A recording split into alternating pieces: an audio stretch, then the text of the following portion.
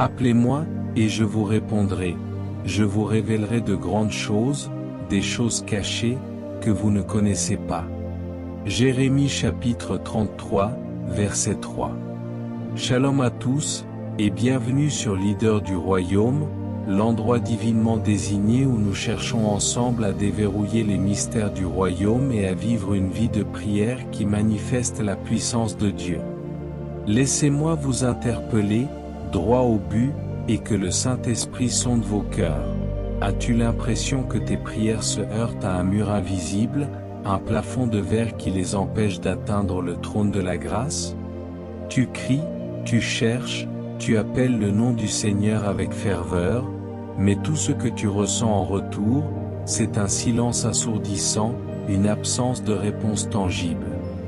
Le doute s'installe insidieusement dans ton cœur, la frustration monte comme une marée, et tes mots, tes supplications, semblent flotter une seconde avant de te retomber dessus, sans jamais avoir atteint leur destination divine. Tu en viens à te demander, avec une pointe de désespoir, mais est-ce que Dieu m'entend, au moins? Pourquoi ce silence assourdissant alors que mon cœur hurle si fort, alors que ma situation crie à l'aide? Et si ce mur, cette barrière impénétrable entre toi et le ciel, ce n'était pas Dieu qui l'avait construite, mais nous, par ignorance ou par négligence? Et si on l'avait bâti nous-mêmes, brique après brique, avec des habitudes toutes simples, des erreurs que l'on commet souvent sans même s'en rendre compte, des principes divins que nous n'avons pas compris ou appliqués? Dans cette vidéo, je vais te parler des 6 erreurs les plus courantes et les plus destructrices qui font barrage à tes prières, qui bloquent le flux de la puissance divine dans ta vie. Plus important encore, je vais te montrer comment démolir ce mur, comment retirer chaque brique, une à une, avec la sagesse et la puissance de la parole de Dieu, pour que tu puisses enfin retrouver une connexion vivante, puissante, intime et ininterrompue avec ton Créateur, et te sentir entendu, exaucé, et transformé par sa présence. Il est écrit dans le livre de 1 Jean, chapitre 5, verset 14, « Nous avons auprès de lui cette assurance, que si nous demandons quelque chose selon sa volonté, il nous écoute. » Ces paroles du bien-aimé apôtre Jean résonnent aujourd'hui avec une force que beaucoup aimeraient cacher, car elles révèlent la clé de la prière efficace et de l'exaucement divin. Aujourd'hui, je t'invite à marcher avec moi sur ce chemin de révélation, à découvrir les obstacles que le diable utilise pour nous priver de notre héritage en Christ, et comment, par la vérité de la parole, nous pouvons les démolir un par un. Avant d'aller plus loin, prends un instant pour aimer cette vidéo et t'abonner à la chaîne Leader du Royaume. C'est un geste simple, mais il me permet de continuer à partager ces messages qui, je le crois, portent la voix de l'Éternel jusqu'aux confins du monde, là où les âmes ont faim et soif de la vérité qui libère et qui conduit à la prière efficace. Je t'encourage aussi à écrire en commentaire cette phrase, une confession de foi, une proclamation audacieuse, je démolirai tous les murs qui bloquent ma prière. Que chacun puisse lire ce témoignage, s'en inspirer et se sentir encouragé à marcher dans une liberté divine totale dans sa vie de prière. Reste bien jusqu'à la fin car nous allons ensemble traverser les Écritures saintes, découvrir cette révélation puissante et terminer par une prière qui scellera cette vérité dans ton âme, la rendant inébranlable. Que le Saint-Esprit ouvre ton esprit et affermisse ton cœur, car ce que tu vas entendre aujourd'hui pourrait transformer radicalement ta manière de prier, de te connecter à Dieu et de manifester sa puissance dans ta vie. Lorsque l'on parcourt les Écritures, on découvre que la foi authentique, celle qui est manifestée dans une prière efficace, a toujours dérangé ceux qui refusèrent la lumière et que cette manifestation de la faveur de Dieu est la marque des vrais disciples de Christ. La prière, mes bien-aimés, c'est tellement plus qu'une simple liste de courses que l'on envoie au ciel, espérant que Dieu réponde à nos caprices. C'est la respiration même de notre âme, le souffle vital qui nous maintient en vie spirituellement. C'est le pont sacré qui nous relie à l'infini, à la source de toute vie, à l'architecte de l'univers. C'est là que tout se transforme, là qu'on trouve l'intimité profonde avec Dieu, là qu'on reçoit la révélation de sa volonté parfaite, et là qu'on s'aligne sur ses desseins éternels pour notre vie. C'est le lieu de la rencontre, de la transformation et de la puissance. Pourtant, pour beaucoup d'entre nous, ce qui devrait être un jardin de paix, de joie et de communion profonde, ressemble plus à un champ de bataille spirituelle, un lieu de lutte constante, de doute lancinant et de fatigue accablante. Pourquoi cette disparité? Pourquoi tant de frustration dans un domaine aussi vital? Parce que, sans le savoir, sans en être conscient, nous nous présentons devant Dieu avec des fardeaux, des entraves, des blocages qui obstruent la communication, qui brouillent le signal divin. Il ne s'agit pas ici de trouver la formule magique, les mots parfaits ou une technique secrète pour manipuler Dieu. Non. Tout est une question de cœur, de disposition intérieure, d'alignement avec les principes du royaume. Aujourd'hui, nous allons explorer ensemble 6 obstacles majeurs qui se dressent entre vous et une vie de prière exaucée.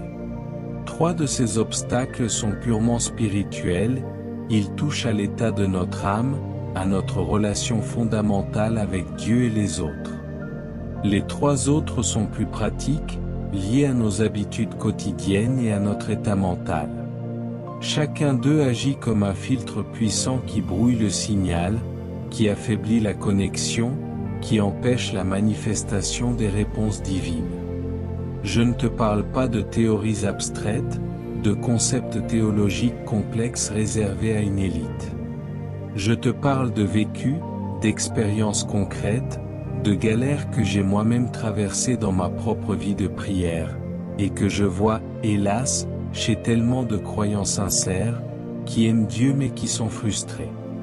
Mon but n'est pas de te faire culpabiliser, de te pointer du doigt, mais de t'équiper, de te donner des clés concrètes, des stratégies bibliques pour que ta vie de prière passe de la frustration à l'épanouissement, de l'échec à la victoire, du silence à l'exaucement. Alors, si tu es prêt à démanteler ce qui te bloque, si tu es prêt à vivre une vie de prière puissante et efficace, reste avec moi. On commence par la première brique du mur, peut-être la plus lourde et la plus insidieuse, le péché qu'on garde pour soi.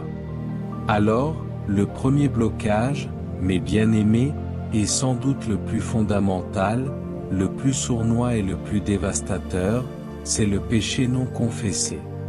Le mot péché peut faire peur, il sonne un peu comme une accusation, un jugement, mais il faut bien comprendre de quoi on parle ici dans le contexte de la prière.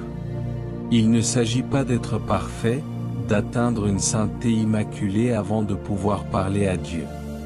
Personne ne l'est, hormis Jésus-Christ. Il s'agit de ses fautes, ses attitudes, ses paroles, ses pensées, ses omissions que l'on sait être contraires à la volonté révélée de Dieu, mais qu'on choisit de cacher, d'ignorer, de minimiser, ou même de justifier. Imaginez cette scène, mes amis, et laissez-la résonner dans votre esprit. Vous avez une conversation super importante, cruciale même, avec une personne que vous admirez profondément, une personne d'autorité et de grande influence.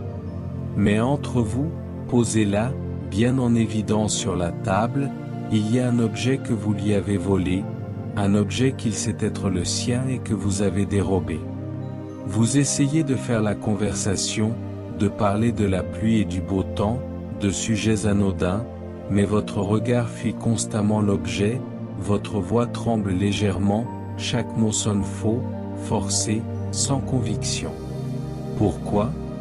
Parce que cet objet, ce truc non réglé, cette transgression non confessée entre vous, empoisonne l'atmosphère, crée une tension palpable, une barrière invisible mais bien réelle. Le péché non confessé, mes amis, c'est exactement ça dans notre relation avec Dieu. C'est cette colère persistante qu'on entretient contre un collègue, un membre de la famille, un ami.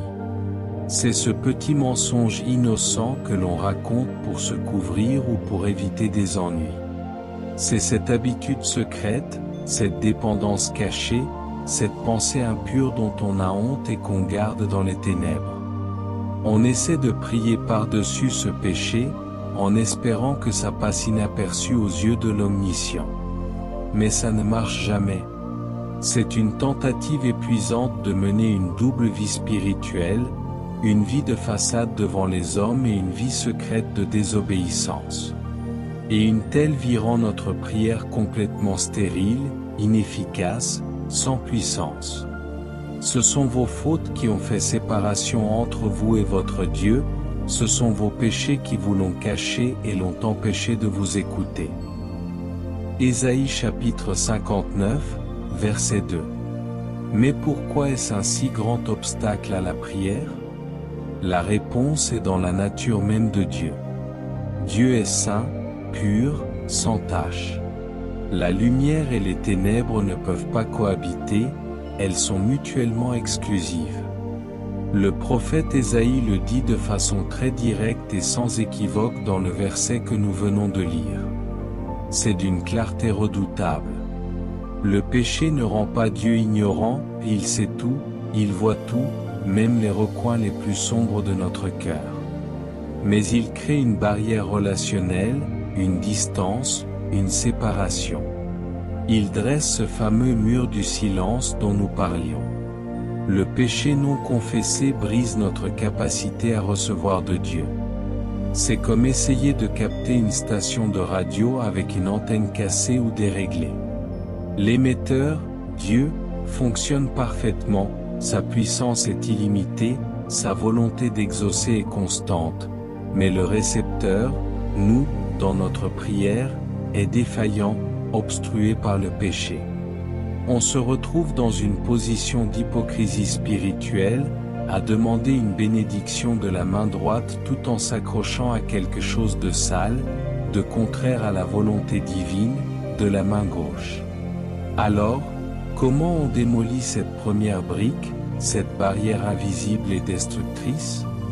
La solution est simple dans son principe divin, même si elle est difficile à appliquer pour notre chair orgueilleuse, la confession sincère et la repentance véritable. Mais allons plus loin. Concrètement, ça veut dire quoi? D'abord, prends le temps d'être honnête avec toi-même.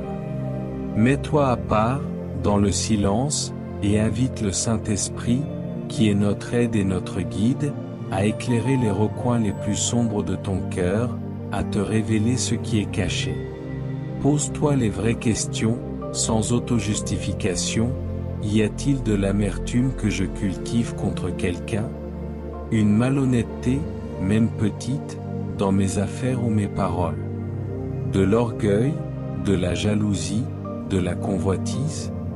Le psaume 139 est une prière parfaite pour cela, une prière d'humilité et de recherche de la vérité.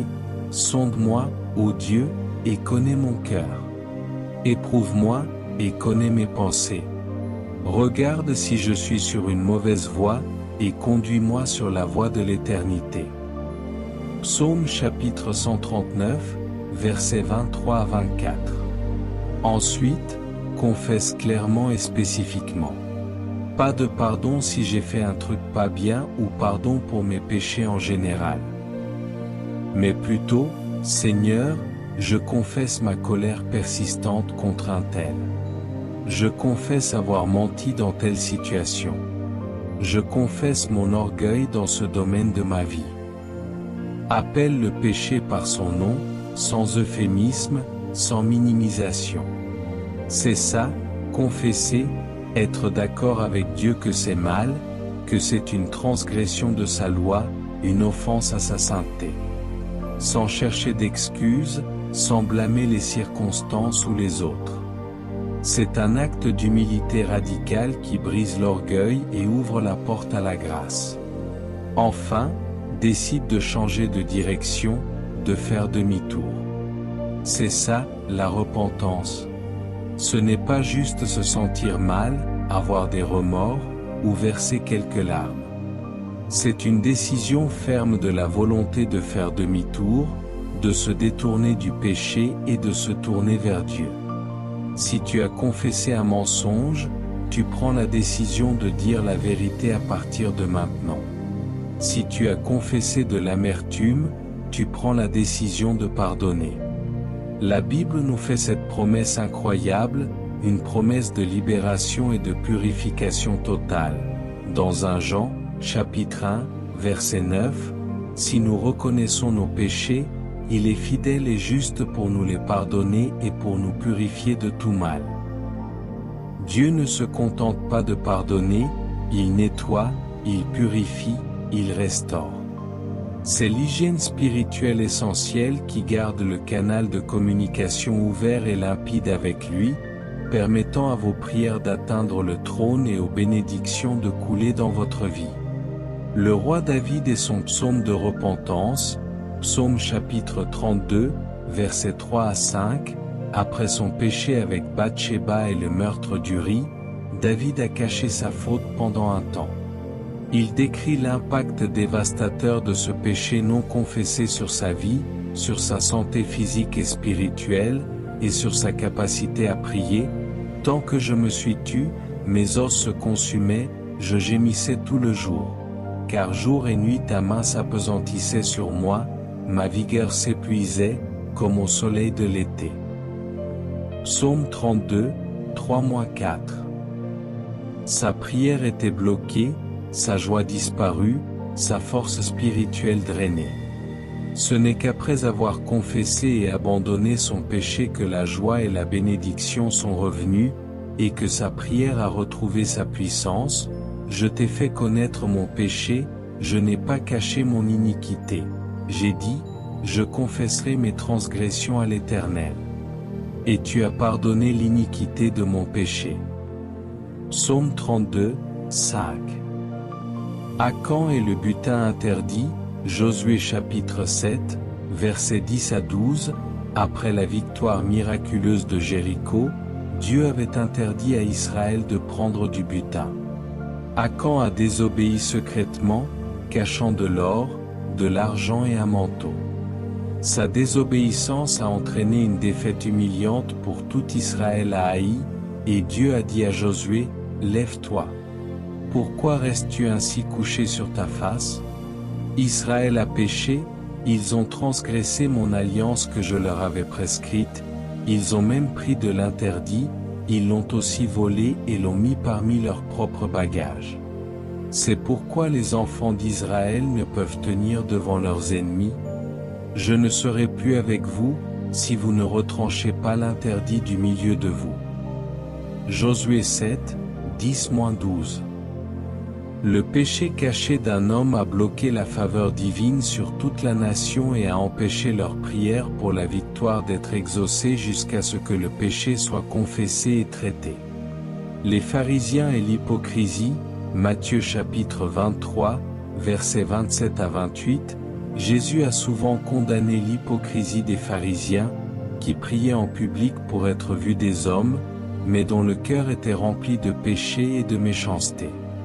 Il leur dit, « Malheur à vous, scribes et pharisiens hypocrites! Parce que vous ressemblez à des sépulcres blanchis, qui paraissent beaux au dehors, et qui, au dedans, sont pleins d'ossements de mort et de toute espèce d'impureté. De même, vous, au dehors, vous paraissez juste aux hommes, mais, au dedans, vous êtes pleins d'hypocrisie et d'iniquité. » Matthieu 23, 27-28. Leurs prières étaient vaines, non pas parce qu'elles étaient mal formulées, mais parce que leur cœur était rempli de péchés non confessés et d'hypocrisie, bloquant toute véritable communion avec Dieu. Mes amis, le péché non confessé est une barrière invisible mais infranchissable pour votre prière. N'hésitez pas à la démolir par la confession humble et la repentance sincère. Si cette vérité sur le péché non confessé vous a touché et vous pousse à l'introspection, à la purification de votre cœur, alors aimez cette vidéo. C'est le chemin de la libération et de la prière efficace. Et pour que cette vérité atteigne plus de cœurs et que cette chaîne continue de prospérer, abonne-toi à la chaîne Leader du Royaume et active la cloche de notification.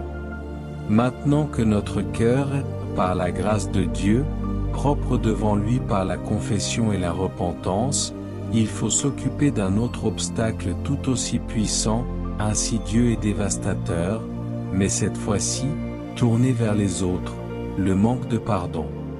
C'est l'un des blocages les plus subtils, les plus difficiles à identifier pour certains, et les plus destructeurs pour une vie de prière efficace.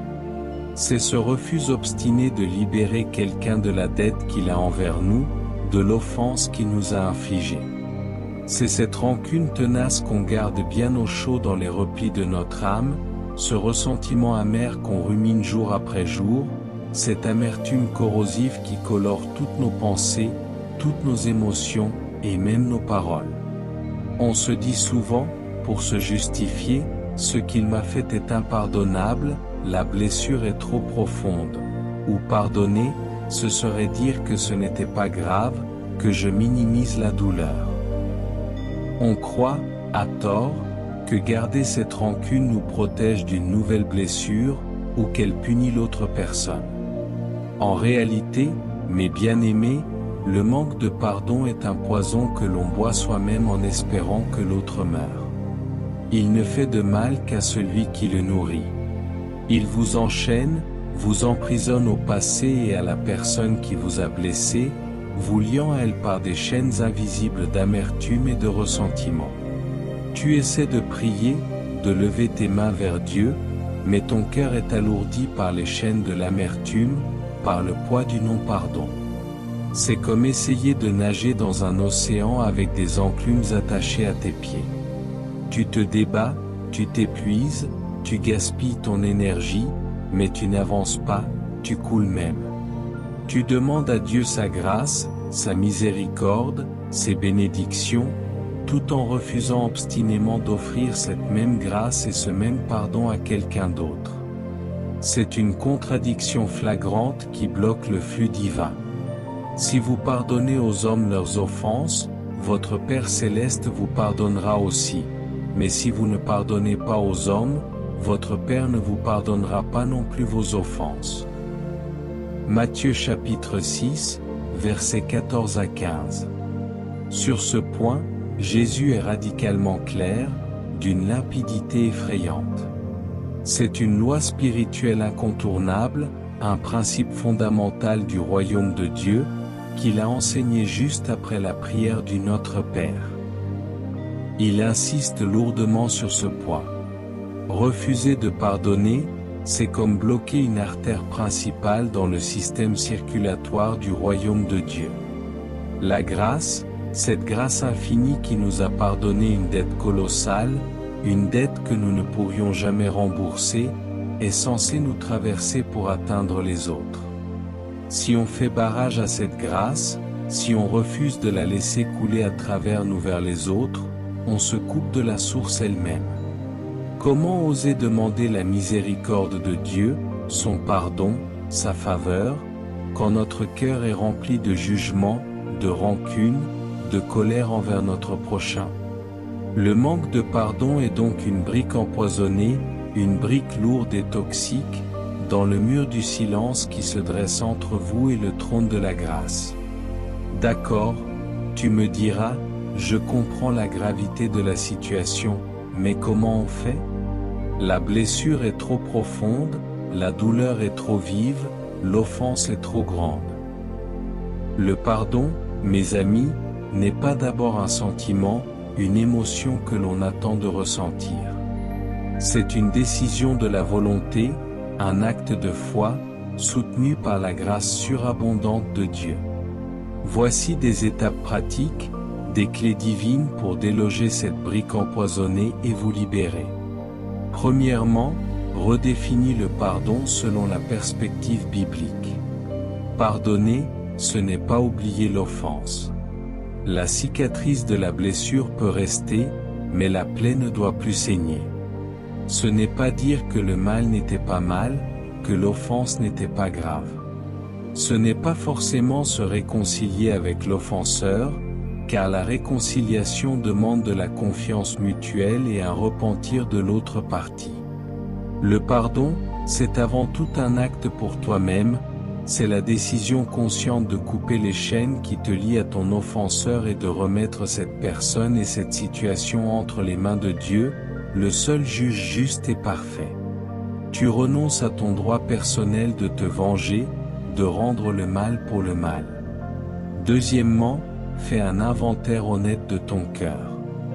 Demande au Saint-Esprit, montre-moi, Seigneur, qui je dois pardonner. Révèle-moi toute rancune cachée, toute amertume que je nourris. Fais une liste si ça t'aide à visualiser. Puis, troisièmement, prends la décision de pardonner, même si tu ne le ressens pas émotionnellement. La foi agit avant le sentiment. Dis-le à voix haute, c'est une proclamation spirituelle, Seigneur, au nom de Jésus, par la puissance de ton esprit, je choisis aujourd'hui de pardonner à un nom de la personne pour ce qu'il a fait. Je la libère de toute dette envers moi. Je te remets cette blessure, cette douleur, cette injustice. Guéris mon cœur, Seigneur. Cet acte de volonté est la clé qui ouvre la porte de la prison de l'amertume. Enfin, quatrièmement, répète le processus si nécessaire. Pardonner est souvent un chemin, pas un événement unique. Chaque fois que la douleur, le souvenir de l'offense remonte, ne la laisse pas s'installer, ne la rumine pas. Refais cette déclaration de pardon, non, je ne retourne pas dans cette prison. J'ai déjà pardonné par la grâce de Dieu. Seigneur, je te redonne cette douleur, cette pensée. En faisant cela, tu te libères toi-même de la toxicité du non-pardon et tu débloques l'accès au trône de la grâce, permettant à tes prières d'être exaucées et à la bénédiction de couler. La parabole du serviteur impitoyable, Matthieu chapitre 18, versets 21 à 35, Jésus raconte l'histoire d'un serviteur à qui le roi a remis une dette colossale, impayable. Mais ce même serviteur, une fois libéré, refuse de pardonner une petite dette à son compagnon, le faisant emprisonner. Le roi, en colère, le livre au bourreau pour sa cruauté. Jésus conclut cette parabole par une vérité solennelle, c'est ainsi que mon Père céleste vous traitera, si chacun de vous ne pardonne à son frère de tout son cœur. Matthieu 18h35. Le non-pardon du serviteur a bloqué la miséricorde du roi envers lui et l'a condamné. C'est une image directe et puissante de ce qui se passe spirituellement dans notre vie de prière quand nous refusons de pardonner.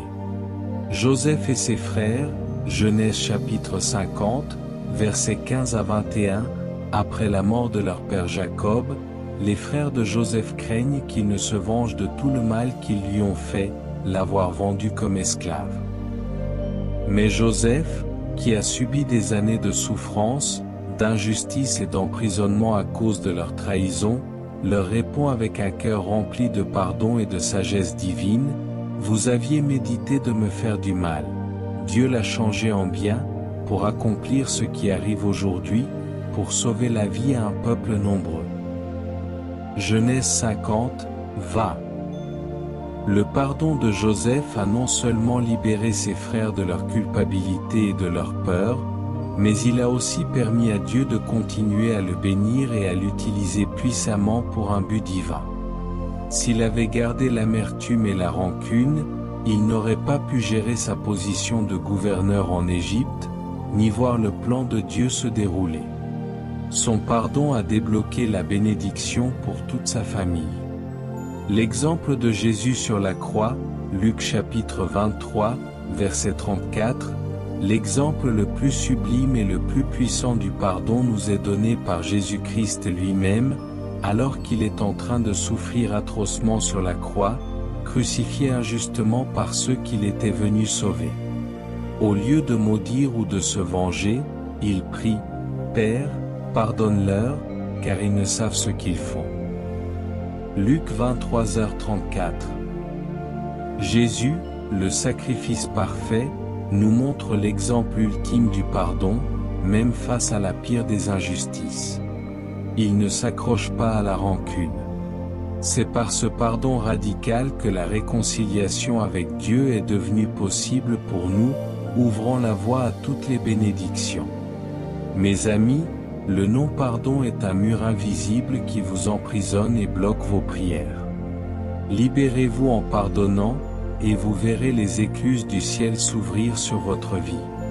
Si cette vérité sur le non-pardon vous confronte et vous pousse à la libération, alors aimez cette vidéo.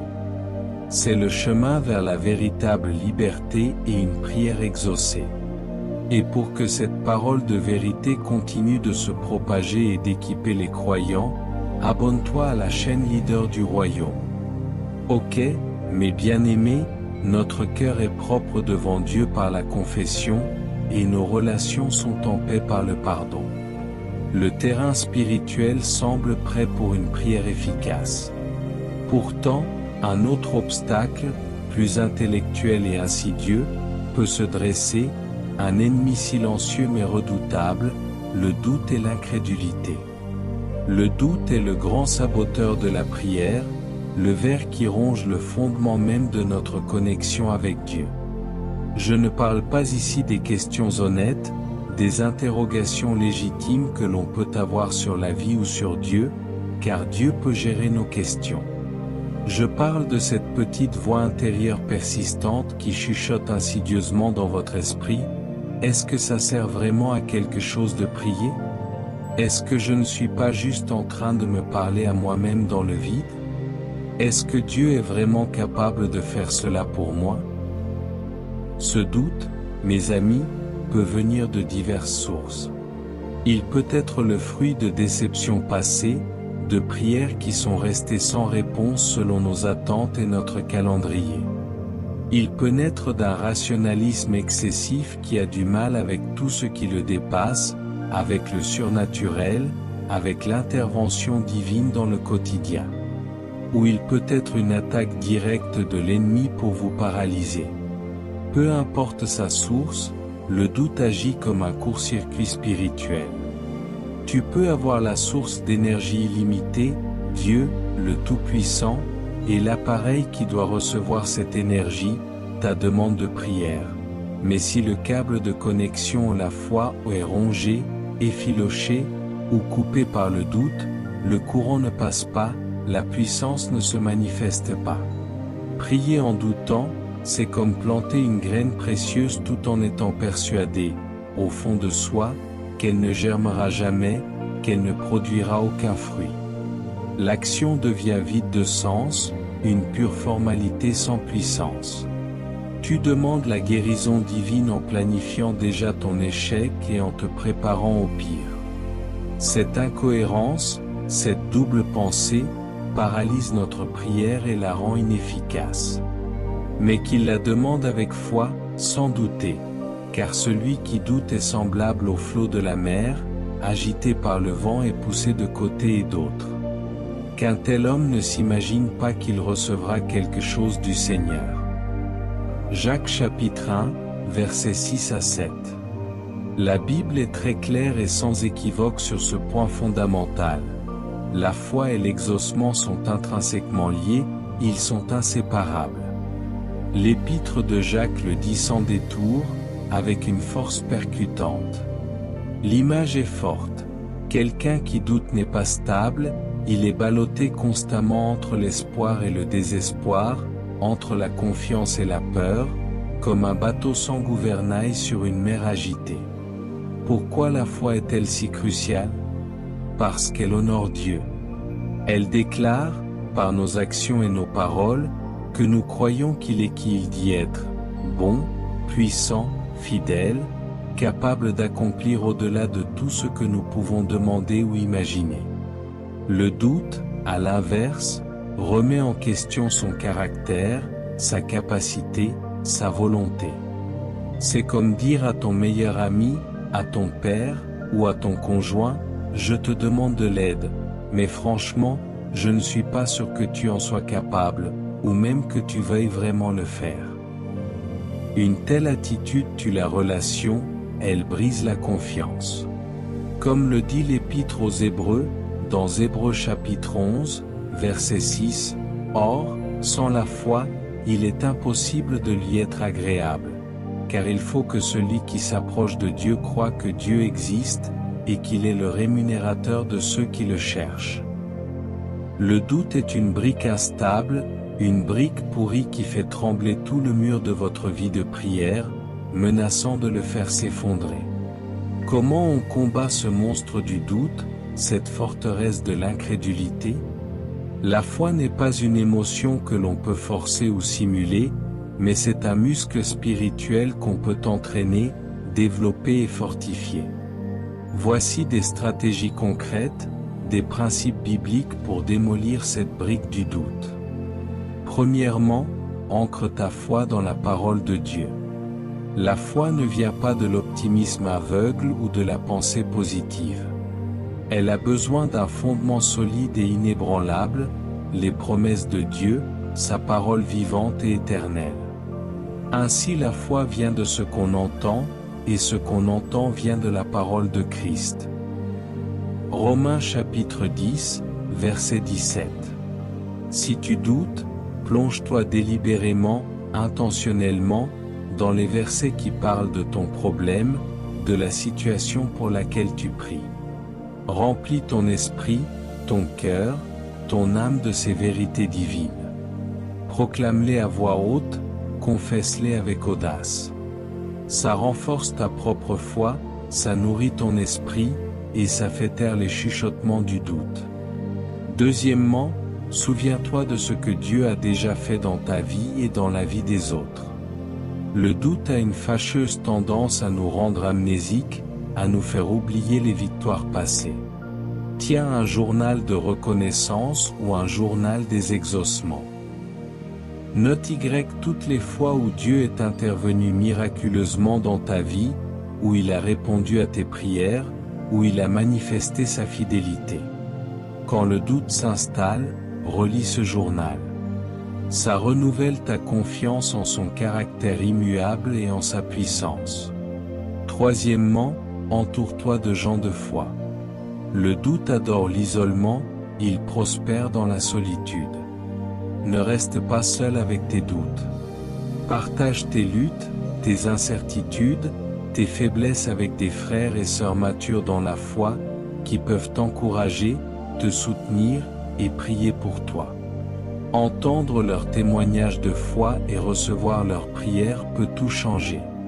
Parfois, quand notre propre foi est à plat, on peut s'appuyer sur celle des autres, comme les amis du paralytique qui l'ont amené à Jésus, Marc 2, 3-5.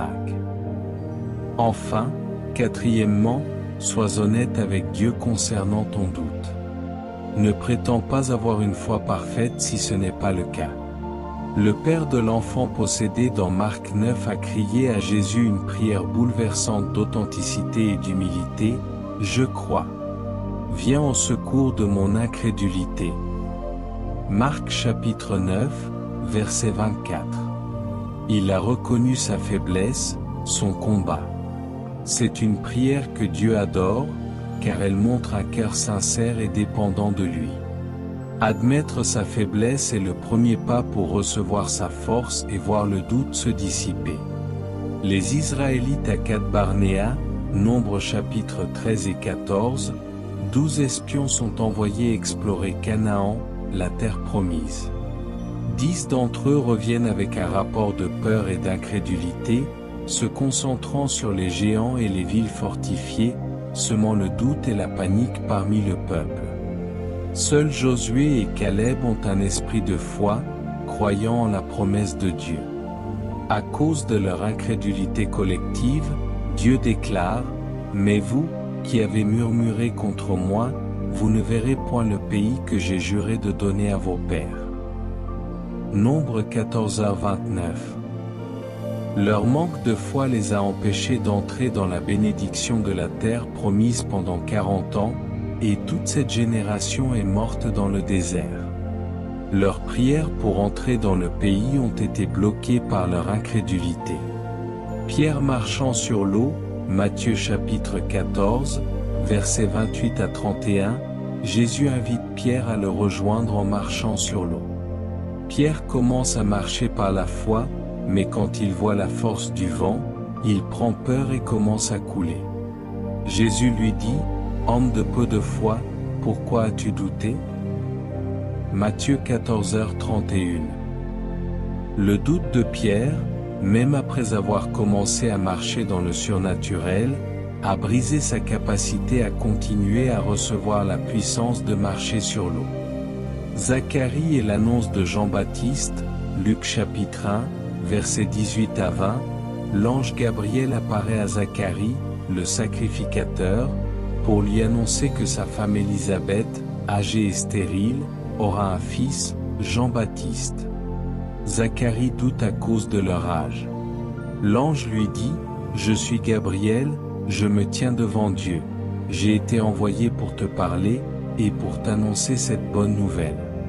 Voici, tu seras muet, et tu ne pourras parler jusqu'au jour où ces choses arriveront, parce que tu n'as pas cru à mes paroles, qui s'accompliront en leur temps. » Luc 1, 19-20. Le doute de Zacharie a bloqué sa capacité à parler et à louer Dieu pendant un temps, l'empêchant de prier et de proclamer la bonne nouvelle. Mes amis, le doute est un voleur de bénédiction et un saboteur de prière. Ancrez-vous dans la parole de Dieu et choisissez délibérément de croire, car tout est possible à celui qui croit. Si cette révélation sur le doute et l'incrédulité vous interpelle et que vous voulez renforcer votre confiance en Dieu, alors aimez cette vidéo. C'est le chemin vers l'impossible dans votre vie de prière. Et pour continuer à être équipé par des vérités qui transformeront votre vie, abonnez-vous à la chaîne Leader du Royaume et activez la cloche.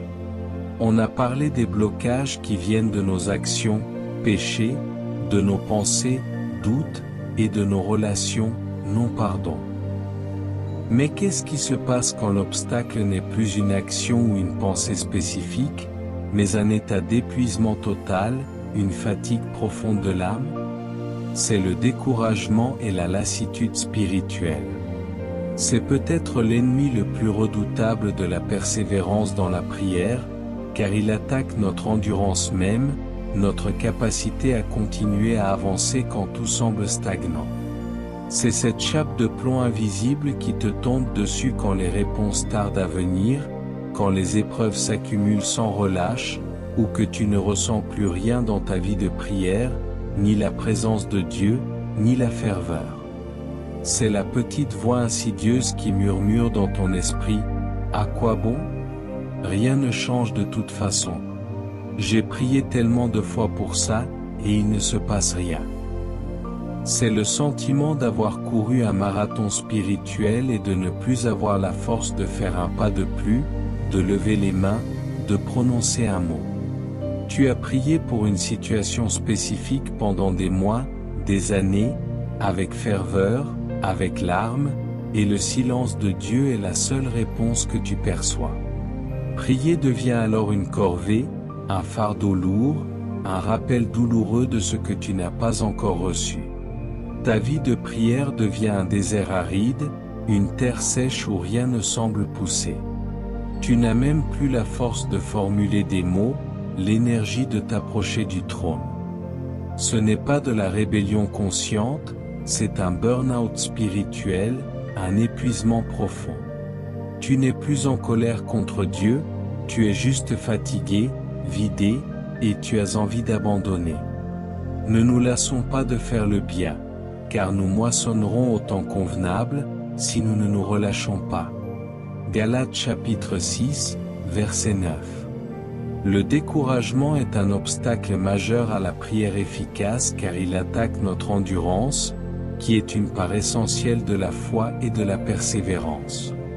La Bible ne promet jamais de réponse instantanée à toutes nos prières. Au contraire, elle est remplie d'histoires de gens qui ont dû attendre, persévérer, lutter dans la prière pendant de longues périodes. Abraham a attendu 25 ans pour la naissance d'Isaac. Joseph a attendu 13 ans entre le rêve et son accomplissement. Jésus lui-même nous dit, avec la parabole de la veuve importune dans Luc chapitre 18, versets 1 à 8, qu'il faut toujours prier et ne point se relâcher. Le découragement nous fait voir les choses avec des œillères, avec une vision tunnel. On est focalisé uniquement sur notre douleur actuelle, sur le manque, sur le silence de Dieu, et on devient aveugle à son intervention future, à sa fidélité passée, à son plan parfait. On interprète son silence comme un rejet, une absence, alors que c'est peut-être un temps de préparation, de formation, de maturation pour nous. Le découragement, c'est ce relâchement juste avant la moisson, comme le dit Galates 6h9. C'est une prophétie autoréalisatrice, en croyant que prier ne sert à rien, qu'il est inutile de persévérer, on arrête, et on s'assure ainsi de ne rien recevoir, de ne jamais voir la percée. Comment combattre un ennemi aussi épuisant et insidieux que le découragement? Il faut une approche globale, spirituelle, mentale et pratique. Premièrement, change ta perspective, la prière est un combat. La Bible la présente souvent comme une lutte spirituelle, Éphésiens 6h12, Colossiens 4h2. Si tu t'attends à ce que ce soit toujours facile, sans effort, sans opposition, la première difficulté te mettra KO. Comprendre que les temps de sécheresse, les périodes de silence apparent de Dieu, les épreuves sont normales dans la vie de foi t'empêchent de te sentir coupable ou abandonné quand ça arrive. Deuxièmement, nourris-toi de la vérité de la parole de Dieu, pas de tes sentiments. Les sentiments, mes amis, c'est comme la météo, ça change tout le temps, c'est inconstant. La vérité de Dieu, elle, est un roc inébranlable, constante et immuable. Accroche-toi aux promesses de la Bible, même si tu ne ressens rien. L'obéissance dans le désert, la persévérance dans le silence, est un acte de foi surpuissant qui te fait grandir et te fortifie. Troisièmement, trouve du soutien et ne reste pas seul. C'est exactement ce que l'ennemi veut, t'isoler dans ton découragement. Trouve un ami de confiance, un mentor spirituel, un pasteur, et dis-lui honnêtement, je suis à plat, je suis découragé, je n'y arrive plus. Tu peux prier pour moi? Tu peux me soutenir? Parfois, rien que de le dire, de partager ton fardeau, ça allège la pression. Les prières des autres peuvent nous porter et nous soutenir quand on est trop faible pour prier nous-mêmes. Priez les uns pour les autres, afin que vous soyez guéris. La prière fervente du juste a une grande efficacité. Jacques 5h16. Quatrièmement, célèbre les petites victoires et pratique la gratitude. Le découragement nous fait tout voir en noir, nous rend aveugles aux petites bénédictions. Force-toi à changer de lunettes, à voir le verre à moitié plein. Chaque jour, trouve une chose, même minuscule, pour laquelle être reconnaissant envers Dieu. La gratitude est l'antidote puissant au désespoir et au découragement. Elle ouvre les yeux de ton cœur à la fidélité constante de Dieu. Enfin, cinquièmement, sois doux avec toi-même et accepte le repos. Le grand prophète Élie, après une victoire éclatante, a connu un découragement si profond qu'il voulait mourir. 1 Roi 19, 1-4. La réponse de Dieu? Pas un reproche, pas une condamnation, mais du repos, de la nourriture, et un murmure doux et léger de sa présence. Dieu comprend notre faiblesse humaine. N'aie pas peur de te reposer, de recharger tes batteries, et de laisser le Saint-Esprit te restaurer. Élie sous le genêt, 1 Roi chapitre 19, verset 1a, émoticône, n'en croyant pas ses yeux après avoir vaincu les prophètes de Baal, Élie est menacé par Jézabel et tombe dans un profond découragement. Il s'enfuit dans le désert et demande à Dieu de mourir, c'est assez. Maintenant, Éternel, prends mon âme, car je ne suis pas meilleur que mes pères. 1 Roi 19h04. Son découragement le pousse à abandonner son ministère et sa prière.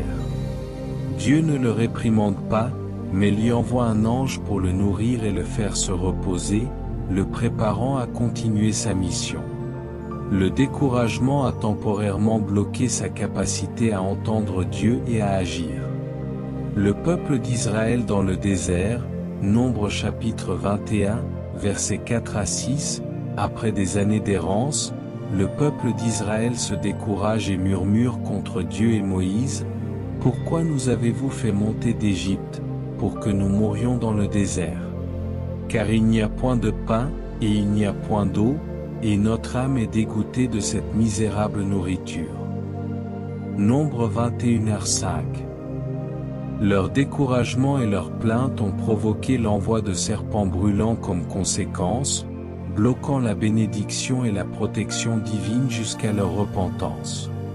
La veuve importune, Luc chapitre 18, verset 1a, émoticône, n'en croyant pas ses yeux, Jésus raconte cette parabole pour enseigner la persévérance dans la prière et ne pas se décourager.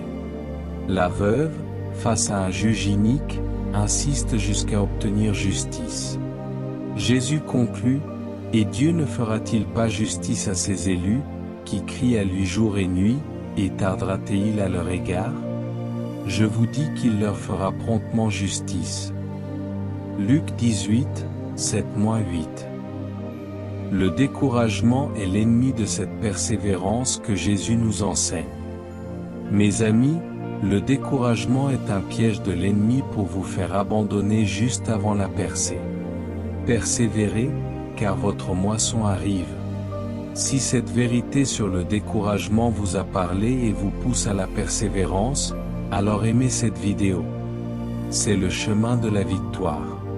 Et pour que cette chaîne continue d'être une source d'encouragement et d'équipement, abonne-toi à la chaîne Leader du Royaume. On passe maintenant à des choses très terre à accent grave terre, mais bien aimés, des aspects pratiques de notre vie quotidienne, mais qui sabotent tout autant, sinon plus, notre vie de prière, le manque de temps et une mauvaise préparation. C'est l'excuse numéro 1, le refrain constant de notre monde moderne, hyper connecté et surchargé, je veux bien prier plus, je sais que c'est important, mais je n'ai pas le temps.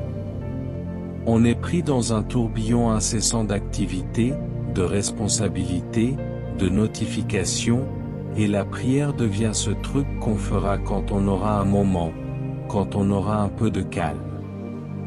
Sauf que ce moment n'arrive jamais, ou alors il est trop court, trop fragmenté, trop distrait.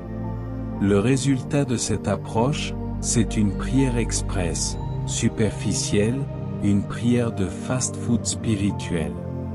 La prière de 5 minutes sous la douche, l'esprit déjà sur la liste des courses à faire, les mails à envoyer, les réunions à préparer.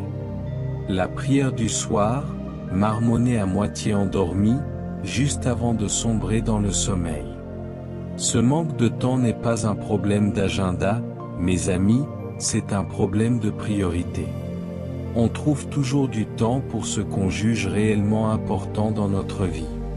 Si on passe des heures sur les réseaux sociaux, à regarder des séries, à jouer à des jeux vidéo, à se divertir, mais qu'on n'a pas 15 ou 30 minutes de qualité pour Dieu, ça révèle ce que notre cœur valorise vraiment, ce qui est réellement prioritaire pour nous.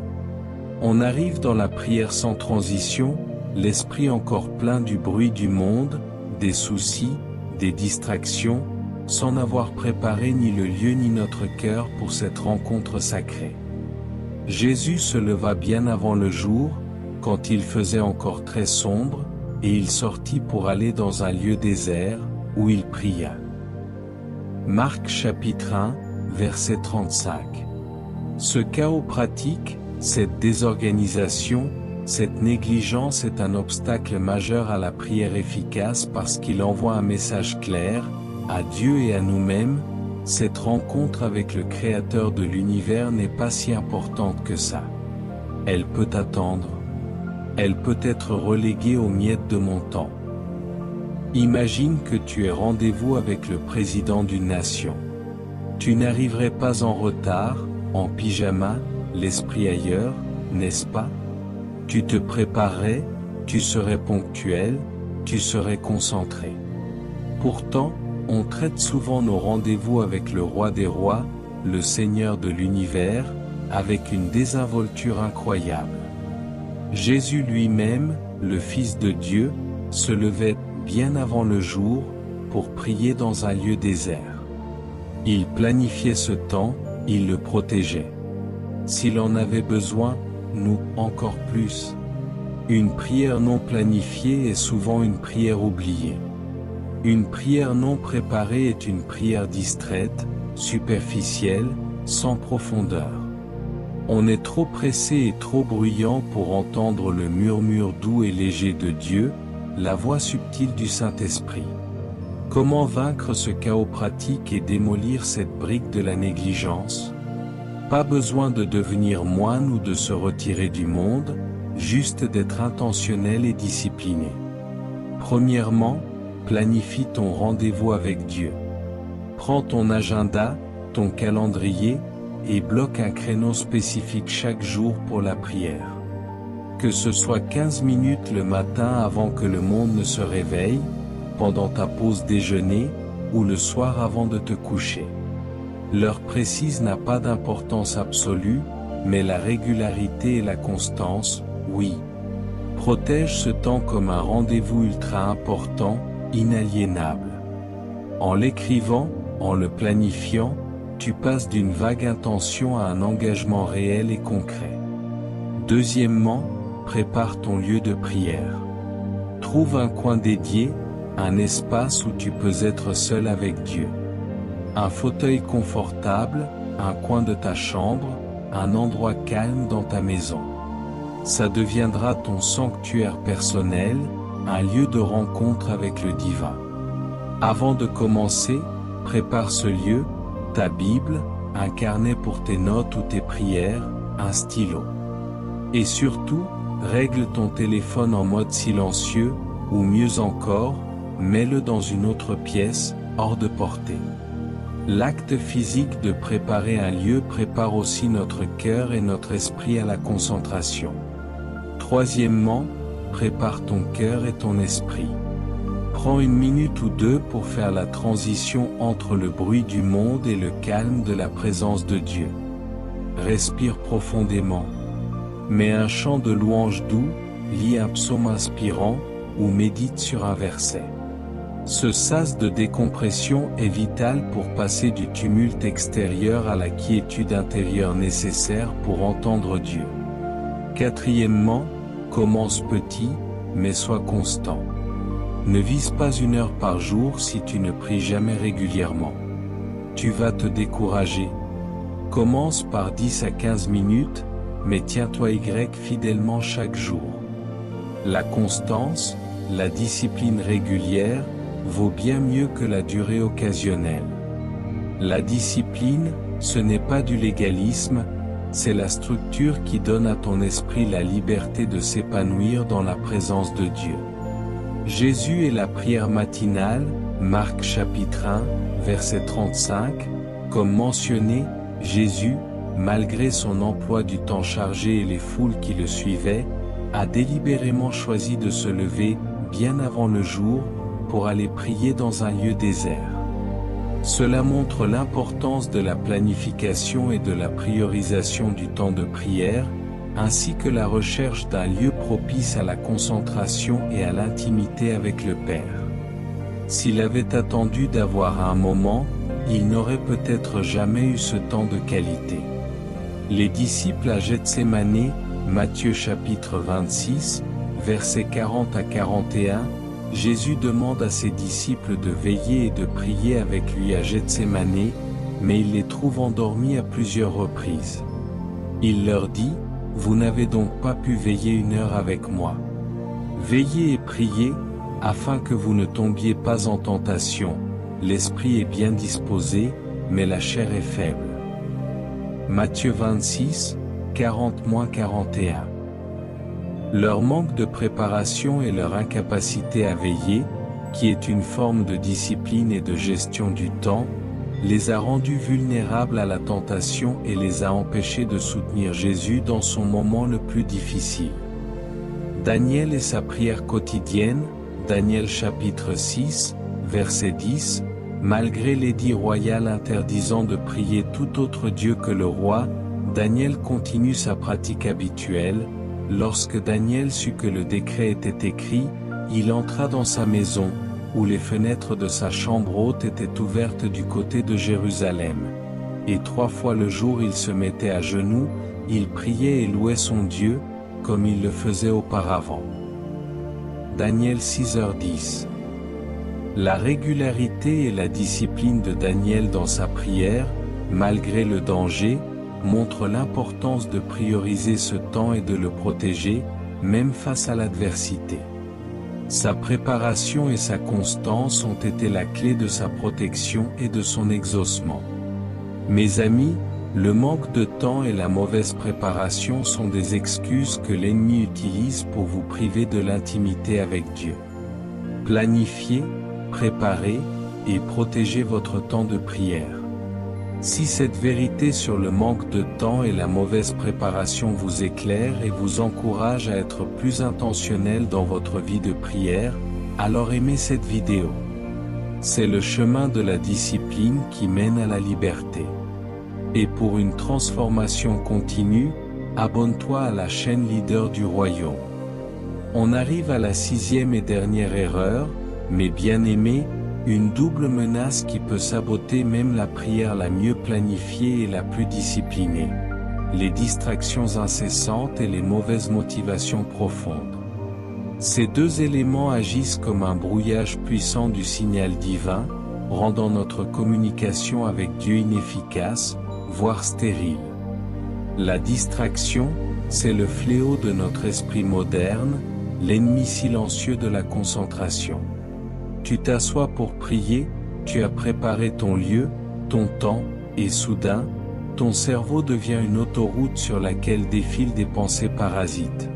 La liste des courses, ce mail urgent que tu as oublié d'envoyer, cette angoisse pour demain, le souvenir d'une conversation passée. Et l'ennemi public numéro 1 de la concentration est souvent dans ta poche ou à portée de main, ton téléphone. Une vibration, une notification, un bip, et c'est fini. Ton esprit est détourné, ta concentration brisée, et tu te retrouves à penser à tout sauf à Dieu. Lié à cela, mais plus profonde et plus insidieuse, il y a la question de la motivation. Pourquoi est-ce que je prie? Quelle est la véritable intention derrière mes demandes? Souvent, sans s'en rendre compte, nos prières sont centrées sur nous-mêmes, sur nos désirs égoïstes, notre confort personnel, notre réussite matérielle, notre bien-être immédiat. La prière devient alors un moyen d'utiliser Dieu comme un génie de la lampe, une source inépuisable pour satisfaire nos caprices. C'est la prière du « que ta volonté soit faite » tant qu'elle ressemble à la mienne. C'est une prière qui cherche à plier Dieu à notre volonté, plutôt que de plier notre volonté à la sienne.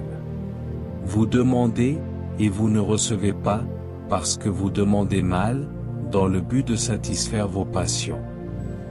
Jacques chapitre 4, verset 3. Ces motivations égoïstes brouillent le signal divin, car elles sont à l'opposé du but ultime de la prière.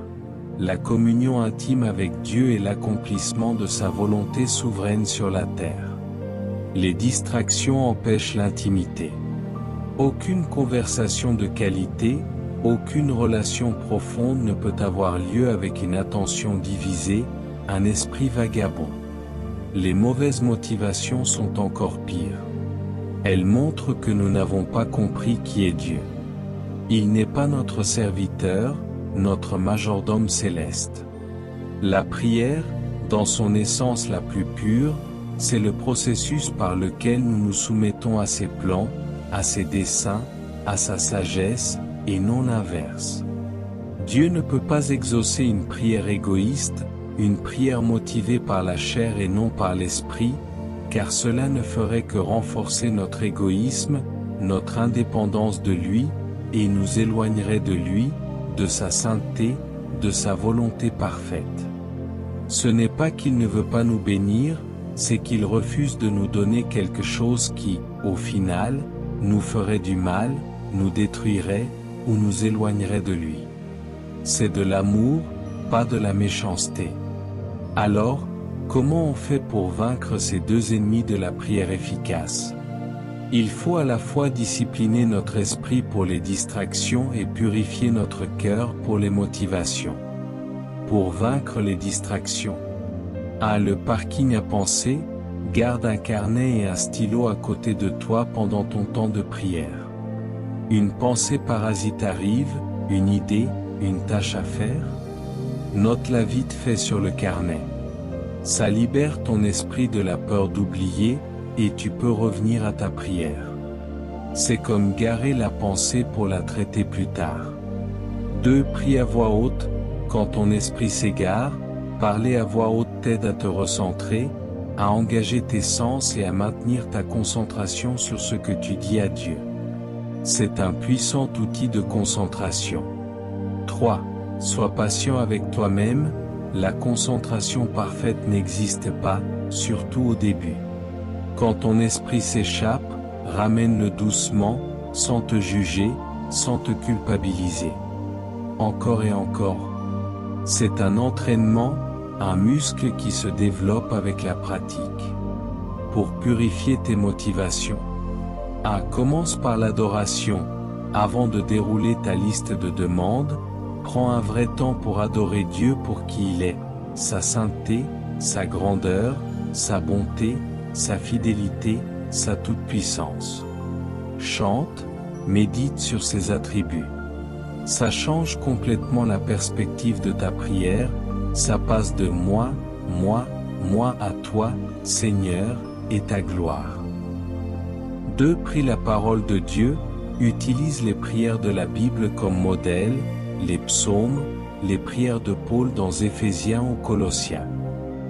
Cela t'aide à prier pour les bonnes choses, avec la bonne attitude, en alignant tes désirs sur la volonté de Dieu révélée dans sa parole. 3. Soumets tes désirs, ce n'est pas mal de vouloir des choses, d'avoir des désirs légitimes. Mais présente-les à Dieu avec un cœur ouvert, en finissant toujours comme Jésus lui-même l'a fait dans le jardin de Gethsémane, toutefois, non pas ce que je veux, mais ce que tu veux. Marc chapitre 14, verset 36. Ça transforme ta prière d'une liste d'exigences en un acte de confiance, de soumission, et d'abandon à la volonté parfaite de Dieu. Note ces exemples bibliques des distractions et mauvaises motivations dans la prière. La prière des pharisiens, Matthieu chapitre 6, versets 5 à 6, Jésus critique les pharisiens qui prient pour être vus des hommes, cherchant la gloire humaine plutôt que l'approbation divine. Il dit, « Quand vous priez, ne soyez pas comme les hypocrites, qui aiment à prier debout dans les synagogues et au coin des rues, pour être vus des hommes. Je vous le dis en vérité, ils ont leur récompense. » Matthieu 6h5. Leur motivation était mauvaise, recherche de reconnaissance, ce qui rendait leur prière inefficace aux yeux de Dieu, même si elle était publique. 2. La demande des fils de Zébédée, Marc chapitre 10, versets 35 à 40, Jacques et Jean demandent à Jésus de s'asseoir à sa droite et à sa gauche dans son royaume, motivés par l'ambition et la recherche de position. Jésus leur répond, « Vous ne savez ce que vous demandez. » Marc 10h38. Leurs motivations égoïstes les ont empêchés de comprendre la nature du royaume de Dieu et de ce que cela impliquait. 3. La prière de Salomon pour la sagesse, 1 Roi chapitre 3, versets 5 à 14. Lorsque Dieu offre à Salomon de lui donner ce qu'il désire, Salomon ne demande ni richesse, ni longue vie, ni victoire sur ses ennemis, mais la sagesse pour gouverner son peuple. Dieu est satisfait de cette motivation juste, cette demande de Salomon plut au Seigneur. Et Dieu lui dit, « Puisque c'est là ce que tu as demandé, puisque tu n'as pas demandé pour toi une longue vie, ni les richesses, ni la mort de tes ennemis, mais que tu as demandé de l'intelligence pour administrer la justice, voici, je ferai ce que tu as demandé. Je te donnerai un cœur sage et intelligent, de sorte qu'il n'y aura eu personne avant toi et qu'il n'y en aura personne après toi qui te ressemble. De plus, je te donnerai ce que tu n'as pas demandé, des richesses et de la gloire. 1 Roi 3, 10-13. La pureté de sa motivation a non seulement exaucé sa demande, mais a aussi débloqué des bénédictions supplémentaires. Mes amis, les distractions volent votre intimité avec Dieu, et les mauvaises motivations bloquent ses réponses. Disciplinez votre esprit et purifiez votre cœur par l'adoration et la parole. Si cette vérité sur les distractions et les mauvaises motivations vous interpelle et vous pousse à une prière plus pure, alors aimez cette vidéo. C'est le chemin de la véritable communion. Et pour une vie de prière toujours plus profonde, abonne-toi à la chaîne Leader du Royaume. Nous voilà à la fin de notre exploration, mes bien-aimés. On a vu ensemble ces 6 grosses briques qui construisent le mur du silence entre vous et le trône de la grâce, qui bloquent l'efficacité de vos prières. Le péché caché, le manque de pardon, le doute et l'incrédulité, le découragement et la lassitude, le manque de temps et la mauvaise préparation, et enfin les distractions et les mauvaises motivations. Le but de tout ce que nous avons partagé aujourd'hui, ce n'est pas de t'écraser sous une liste de règles rigides ou de te faire sentir coupable. Loin de là. Le but, c'est de te redonner de l'espoir, un espoir vibrant et concret. L'espoir que ce mur de silence n'est pas une fatalité inévitable. L'espoir que ta relation avec Dieu peut être vivante, profonde, puissante, et marquée par des exaucements. Le but, ce n'est pas la performance religieuse, c'est la connexion intime avec le Père. Chaque brique que tu enlèves de ce mur est un acte d'amour, un acte de foi, un acte d'obéissance qui dit à Dieu, « Tu es ma priorité absolue. Je veux te connaître plus profondément. Je veux t'entendre clairement. Je veux que ta volonté soit faite dans ma vie. » Ne te laisse pas submerger par l'ampleur de la tâche en essayant de tout faire en même temps. Ce serait une erreur. Choisis une seule erreur, une seule brique, celle qui t'a le plus parlé aujourd'hui, celle où le Saint-Esprit a mis le doigt dans ton cœur. Celle où tu t'es dit, ça, c'est moi. C'est là que je dois commencer. Et commence à travailler dessus cette semaine, avec détermination et par la grâce de Dieu. Sois patient avec toi-même, comme Dieu l'est infiniment avec toi. Chaque petit pas d'obéissance, chaque acte de foi, chaque décision de repentance compte énormément aux yeux de Dieu. La prière fervente du juste a une grande efficacité. Jacques chapitre 5, verset 16. Et maintenant, mes chers amis, j'aimerais vraiment avoir de tes nouvelles. Dans les commentaires ci-dessous, dis-moi, quelle est la brique, l'erreur, qui t'a le plus parlé aujourd'hui?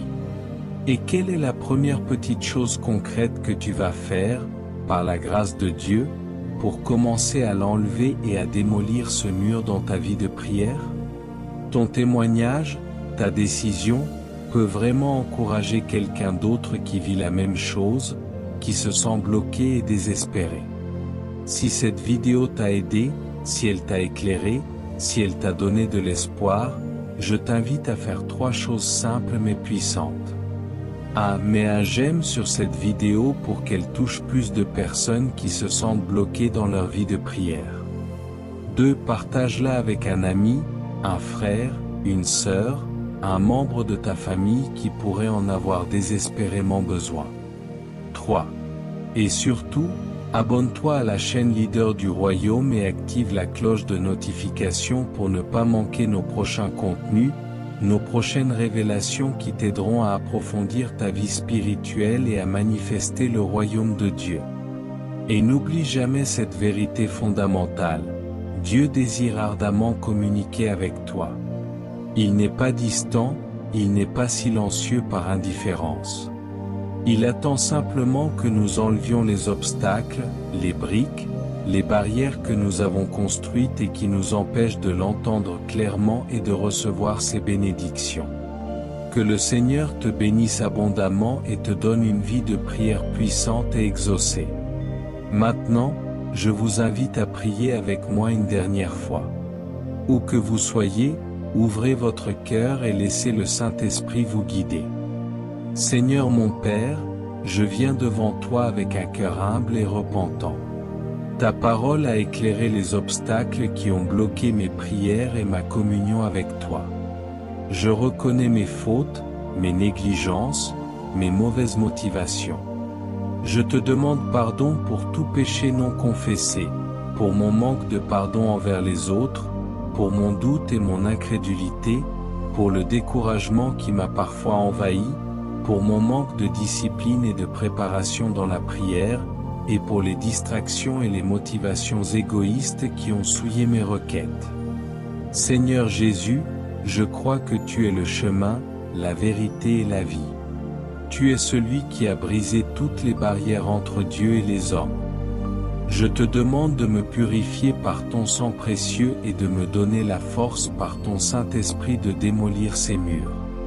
Je choisis aujourd'hui de marcher dans la confession, le pardon, la foi inébranlable, la persévérance, la discipline et la pureté de cœur.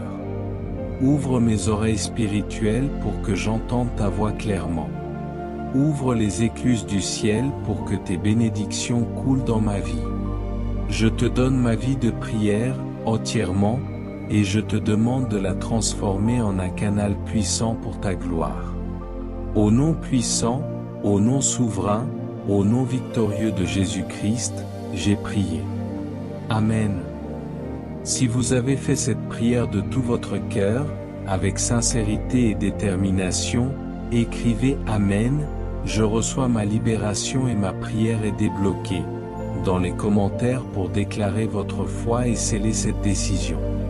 Que Dieu vous bénisse abondamment, mes chers amis, et vous fasse entrer dans une dimension nouvelle de prière efficace et de communion profonde avec lui. Vous êtes appelés à régner et à manifester la gloire de son royaume. Nous aimerions vous donner l'opportunité de faire de Jésus le Seigneur de votre vie. Si vous voulez naître de nouveau, faites cette prière avec nous. Père Céleste, je reconnais que je suis un pécheur et que mes paroles ont parfois été une source de mal plutôt que de bien. Je crois que Jésus-Christ est ton Fils unique, qu'il est mort sur la croix pour mes péchés et qu'il est ressuscité pour me donner une vie nouvelle. Je me repens de mes péchés et je te demande pardon. J'ouvre la porte de mon cœur et je t'invite, Jésus, à être mon Seigneur et mon Sauveur personnel. Je te donne ma vie, mes pensées et mes paroles. Afin que mes paroles soient des paroles de vie, d'amour, de foi et de sagesse, qui honorent ton nom et bâtissent ton royaume. Au nom de Jésus, Amen.